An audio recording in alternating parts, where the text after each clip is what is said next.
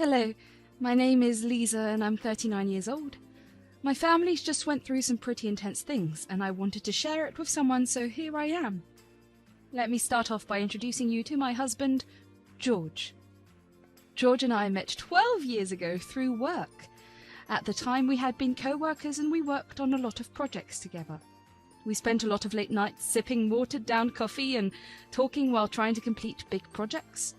One thing led to another and we developed massive feelings for each other. We began dating after I had left the company for another better opportunity. Even though we no longer worked together, we still managed to enjoy each other's company the same way we did before. My not working there only made it easier for us to talk a lot about things that didn't involve work. We dated for around 3 years before deciding to tie the knot. I was ecstatic to marry him because he was the only person who truly ever understood me on such a personal level. About 3 years after being married, we decided to have a child because we were finally financially stable enough to afford to have one. It didn't take long to get pregnant and I had my first child, Luke, pretty soon. Now, let me introduce you to my mother-in-law, Millie. Millie and I didn't generally get along. She had this thing where she felt like I was stupid and constantly tried to prove that. She kept trying to one-up me whenever I said anything. She was also one of those people that didn't believe in modern medicine. I remember there was this one time that I got this wound from an accident on my way to Millie's place that ended up getting infected really bad. And she insisted that adding mud to it would make it better. Thankfully, George had some sense in him and took me straight to the ER. And that was only one incident of many. She preferred to endanger any life, including hers, until the last possible minute, rather than get properly treated. Anyway, I kept my distance from her, although George was not a big fan of that. When Luke was born, I made it imperative to George that there was no way that I was letting Millie be alone with our child at any point. I need to tell you something that I've been thinking about for a very long time. Yes? Well, I don't want Millie to be alone with Luke at any point in his life. What? Why? If Luke gets seriously injured, I know for sure she would not rush him to the hospital. Instead, she would only make it worse. She only believes in any bogus she hears or reads online, and I do not want my son exposed to any of that. Oh, come on, don't make her out to be some crazy woman. I'm not. I'm literally giving you the facts. I'm sorry you don't see it that way, but that is the truth. You can't deprive my mother of seeing her grandchild, though. What will I say to her? I'm not saying that she won't get to see Luke. I'm just saying that one of us should be present in the same room as them whenever she's over. I don't like it one bit, and I don't think she will either. Well, it's either this or she never visits. She has no choice. George sulked a lot after that, and Millie also threw a huge tantrum about it. But I was not willing to change my mind. Eventually, they both decided to listen to me. When Luke was about 1 year old, we found out that he was severely allergic to peanuts. It wasn't a life-threatening allergy, but as a baby, it could really get bad for him. We made sure to purge the house of every peanut item and deep clean it to avoid cross-contamination. I made sure to inform everyone about Luke's allergy, including Millie, who did not believe that Luke had an allergy. What nonsense! Allergies aren't real! You can have your views, but I don't want you bringing anything with peanuts around my place. Every time you enter, I will have you wash your hands. Gosh, these new age parents freak out about everything. You're telling me this child will grow up without ever getting to taste a PB&J, the classic child's favourite food? Yes, it's sad that he'll never be able to have it, but it'll be even sadder to not have a life if he did ingest it. I don't think you realise how stupid you are. Great. I don't even want to. Just listen to the rules or never come over. I will prove you wrong. Just wait. Even though Millie did threaten me, she never actually did anything. I was super careful whenever she was around. I made sure she left her bags away from Luke and washed her hands properly. But then about a year later, when I had let my guard down, Millie had fed my child some crushed peanuts to prove that I was stupid for believing in allergies. Thankfully, a quick trip to the ER negated any bad effects for Luke, but I was angry. I knew that something had to be done. Millie had endangered the life of our child to harm me. There was no stopping her in any way. I knew what needed to be done, and that was cutting off all contact with her. Of course, if we tried to do it ourselves, she would just harass us. I knew just how to get her to stop talking to us. I emailed her a copy of the baby footage from our baby monitors that showed her trying to purposely feed my son peanuts. I told her that if she ever contacted us again until I approached her, I would take the evidence to the police and expose it to the rest of her family. Thankfully, she took that threat seriously and didn't get in contact for a while. George didn't know about what I had done because I knew exactly how he was going to respond. He was going to defend his mother, and I was going to have none of it. He only got curious about his mother's lack of contact when she hadn't called him for either his birthday or the holidays. We happened to be talking about it when I revealed what I had done. I decided it was time for him to know. Plus, depending on the way he reacted, I would decide if I wanted to continue to be with him and raise my child around someone who valued someone else over them. It's odd, right? What is? My mum hasn't called for way too long. Like, she hasn't called for around 6 months. Doesn't that seem unlike her? Right. About that. Oh no, what did you do, Lisa? I swear to God if you did or said something messed up. No, I didn't yet. Yet? Yeah, so, remember the day that Luke ended up in the hospital because he went into anaphylactic shock? Yeah? Well, your mum had come over that day when you were at work. When I had my back turned, she tried to force-feed Luke peanuts. Thankfully, I turned back in time and managed to get most of the nuts out of his mouth. What? You're lying! Why would she try to harm her own grandson? Apparently, she thought I was lying about the allergy. She thought I was being crazy and wanted to prove him a point to me. She said she was going to post it everywhere, that I was a controlling parent who didn't let her child eat anything. Oh my God, why didn't you tell me? Because I promised her that I wouldn't tell anyone, granted she left us alone. And she readily listened? Yeah, because I had video footage from the baby monitor of her force-feeding Luke the peanuts. I threatened to release the video and take legal action. Oh, do you know when she'll continue talking to us? I told her not to contact us until I contacted her. I'm not ready to forgive her anytime soon, so that will be a while. All right. I'm just glad that both you and especially Luke are okay. Thank you for taking care of us this way. We're family, and we've got to protect each other this way. Seeing George react so calmly and normally made me feel a lot more secure about the relationship. I would not have been able to handle it if he actually did side with his mother. He would never have truly understood the panic I felt when I had to forcefully yet carefully extract the rest of the peanuts from Luke's mouth. Although George did seem upset for the next few days, he still seemed to think that I made the right call. He asked to see the video, and he just sighed and shook his head. We talked a lot about his feelings regarding going no contact with his mother, and he told me that, while he did appreciate me taking action, he did not like being kept in the dark for so long. I apologized a lot for that, and pretty soon we were back to being a happy couple and a happy family. After a year, I figured that was enough time to get back in contact with Millie. But she told me to never bother with contacting her ever again. She told us that she had moved out of the US and was doing well.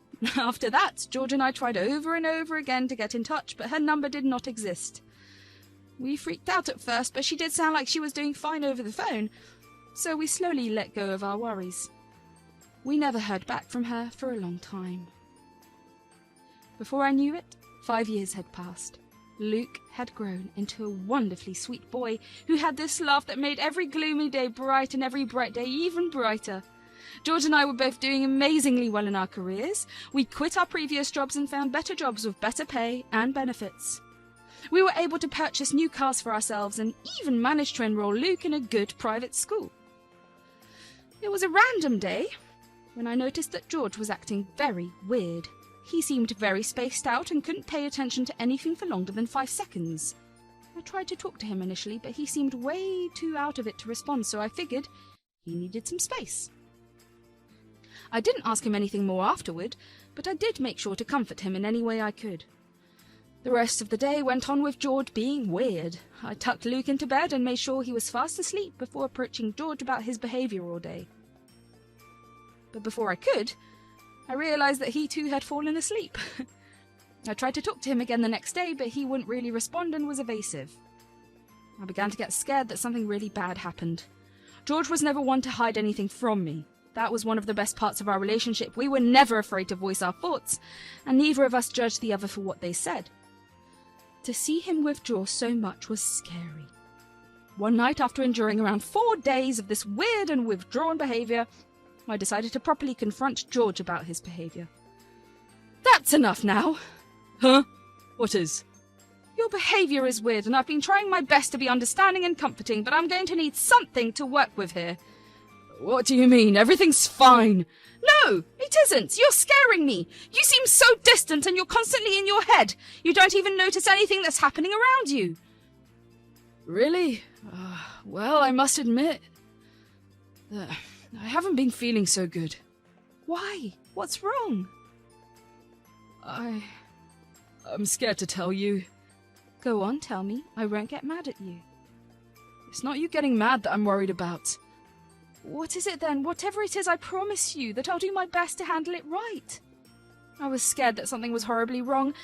At that moment, only the worst possible scenarios ran through my mind. I hoped desperately that George hadn't landed us into some immense debt or gotten into some trouble with the law. George remained silent for a long while. With every minute that passed, my anxiety got worse and the scenarios in my head got worse. Eventually, George seemed to snap out of whatever trance he was in.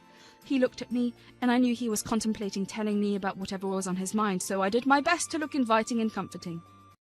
He sighed, and I knew he was ready to tell me. So, "So?" my mum called me a week ago. "What? Why didn't you tell me?" I didn't say anything because I knew that this was how you'd react. "You're right, I'm sorry. Please tell me what she said." She told me that she recently got diagnosed with cancer and is currently on her deathbed. "Cancer?" Yeah, apparently she's got throat cancer and she wants me to come visit her to fulfill one last wish of hers. "Where is she?" In the Maldives. "So she's dying of cancer in the Maldives? She's been receiving treatment there for how long?" 3 years. Don't you think that's a bit odd? I mean, healthcare is expensive here. Maybe she went there because it was cheap. But she chose to go to a very touristy destination. She could have gone to Japan, Thailand, or even India.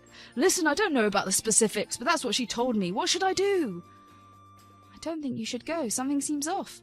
Just at least let me gather some information about it, and then we'll make a decision. Just give me a few days. George looked disappointed, but he dropped the topic. I knew that he would end up having the same conversation again pretty soon, because he would not be able to get it out of his head. I know I sounded insensitive at that point, but I swear I felt it in my gut that something was horribly wrong. Even though I knew that Millie was kind of a nut when it came to medicine, I knew well enough that if there was a serious condition, she would be rushed to the best hospital, and I was not trying to bash Maldives' healthcare system either. I had many friends who lived there who constantly told me about how good it was. Yet for Millie to travel all the way there and get treated there seemed very odd. Even if she had been there on vacation, why would she not have gone someplace else instead of remaining there? So the next day I decided to call one of my good friends from college who was from the Maldives and had gone back home to ask her if there was any way she could help me out with finding out information about my mother-in-law. She was more than ready to help me. I sent her a couple of pictures and explained the situation to her. She told me she would try her best, but she could make no promises. She asked me to give her a couple of days at least. I readily agreed with everything she said. Yes, I know it was stupid to ask one person to search a barrage of islands for one person, but I had faith in her considering she came from a very, very influential family. In the week that it took for my friend to get back to me, George continued to act distant. In fact, he was even more distant than before. I tried talking to him many times, but unlike last time when he was simply spaced out, this time he was actually ignoring me.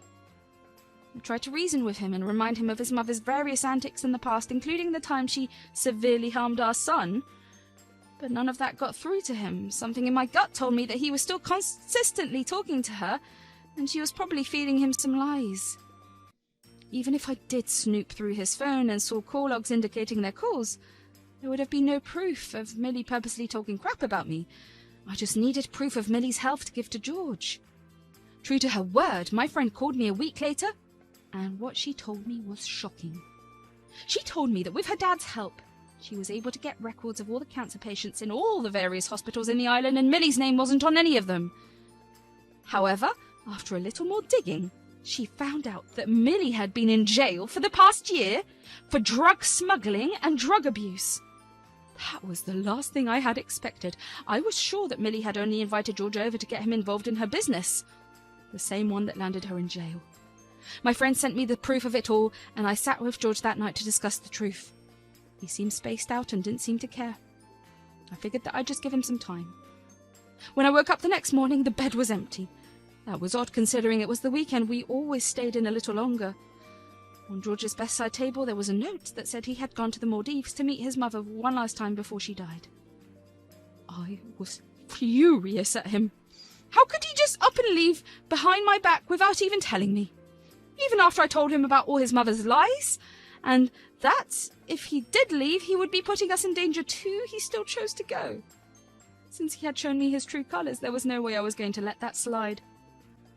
I knew that since it was the end of the month, he had none of his own money left to spend, so he must have used our joint account to book his ticket. A quick look through his emails confirmed that he only booked a one-way ticket. I did not want him to come back when he so clearly would put his mother over the safety of his family. I withdrew all the money from our joint account, which would take away his only way to get back home. I did realise that a large chunk of money had gotten withdrawn too, probably to fund his mother. That only made me even more furious. I blocked him everywhere because I did not want to have to deal with his constant calls and messages. I packed all of my and Luke's things and took off to my parents' place. If and when George did manage to come back, I did not want him to see us.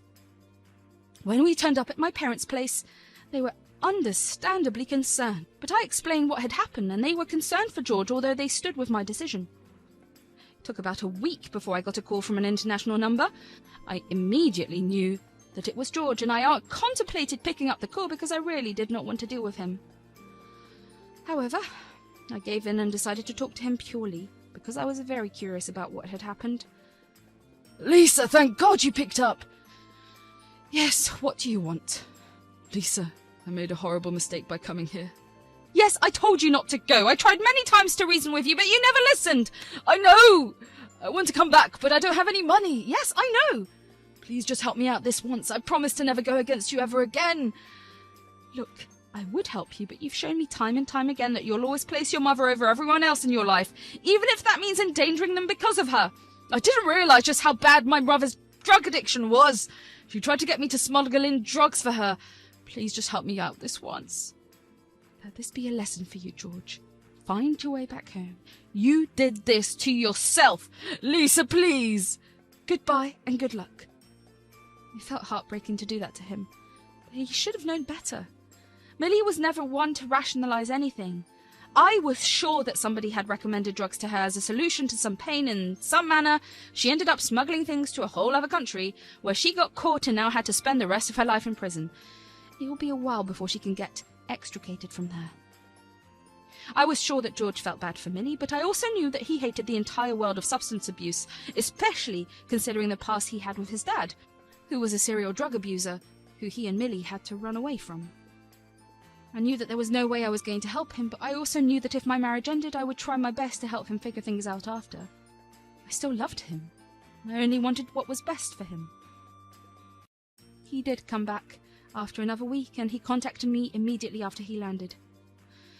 He seemed a little distant, but that was a given. I left Luke with my parents and went to pick him up. The drive back to our place was silent, and when we got home, we silently walked in with his luggage.